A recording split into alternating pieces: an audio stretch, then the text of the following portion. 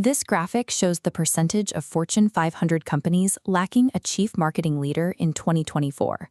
Over a third, 34%, operate without an enterprise-wide marketing executive at the top. When there is a chief marketing officer, their tenure averages just 4.3 years. That is noticeably shorter than the typical stint for a chief operating officer or chief financial officer. This friction stems from how results are traditionally presented. For decades, marketing teams have asked the CEO and the CFO to operate on belief. They ask the board to trust that brand equity takes time and that engagement will eventually lead to growth, rather than providing verifiable financial proof. Without that proof, every budget cycle devolves into a defensive negotiation. The marketing department is treated as a questionable cost center, forced to justify its spend in a room that speaks the language of revenue. This gap in accountability explains why the CMO remains a structurally unstable role compared to other executive functions. Businesses are increasingly unwilling to allocate capital to any department that cannot provide a reliable, provable return on investment. The rise of digital platforms was supposed to fix this accountability problem. It offered the ability to track a customer's exact journey and measure every single interaction. But a paradox emerged. These charts from Nielsen's 2024 marketing report show that while 84% of global marketers feel extremely confident in their ROI measurement, only 38% actually measure traditional and digital marketing together to evaluate holistic performance. The industry became distracted by what was easiest to measure. Digital agencies default to optimizing impressions, clicks, and cost per lead because these vanity metrics are instantly captured by platform dashboards. Those numbers are just signals. The commercial truth lies in closed sales, customer profitability, and net new acquisition. A high click-through rate can still produce poor revenue, and a low cost per lead can still deliver unqualified prospects. Optimizing for what is easy to measure on a dashboard, rather than what matters to the bottom line, creates a dangerous illusion of success.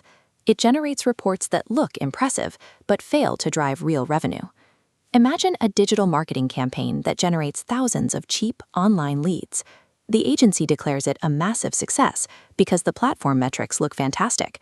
But when you trace those exact leads offline, the commercial momentum hits an operational wall. The leads sit in a disconnected customer database, the call center takes too long to respond, or the physical retail branch is simply out of stock. The resulting internal friction is entirely predictable.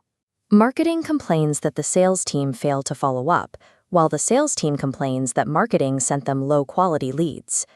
When measurement stops at the digital boundary, everyone can claim their specific metric was a success. Yet the organization as a whole fails to uncover the commercial truth of why the revenue never materialized. The most critical data for determining marketing success is not found on tech platforms like Meta or Google. It is hidden offline, sitting inside the company's own customer relationship management systems, point-of-sale registers, and finance departments. This graphic illustrates a systemic failure across the industry to integrate that data. According to the CMO Council, 97% of marketers consider their organizations ineffective at turning customer data into actionable insights. This diagram outlines the touchpoint methodology, which acts as the foundation for a discipline known as revenue science. It is a system designed to track the complete end-to-end customer journey across a sprawling network of both online and offline nodes. This methodology bridges the accountability gap by directly connecting upstream digital signals, like ad clicks and website visits, to downstream operational outcomes, such as a completed sale in a physical store. As users interact with each stage of the journey, the system generates feedback metrics, or data echoes. These echoes allow a business to diagnose exactly which specific stage of the pipeline is causing revenue leakage. Integrating offline operational data with online intent allows a business to see the whole picture. It is the only way to transform marketing from an act of campaign administration into a rigorous engine of revenue engineering. Shifting to this revenue science framework requires a specific sequence of actions.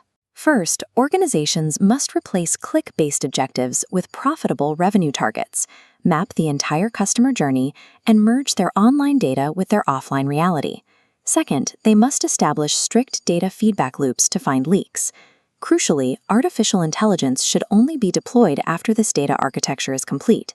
If you use AI on disconnected data, it will simply optimize for cheap mistakes at scale rather than true profitability. The ultimate goal of this framework is to change how the budget is governed. It enables the chief financial officer to view marketing spend through the exact same lens of capital allocation used for any other major corporate investment.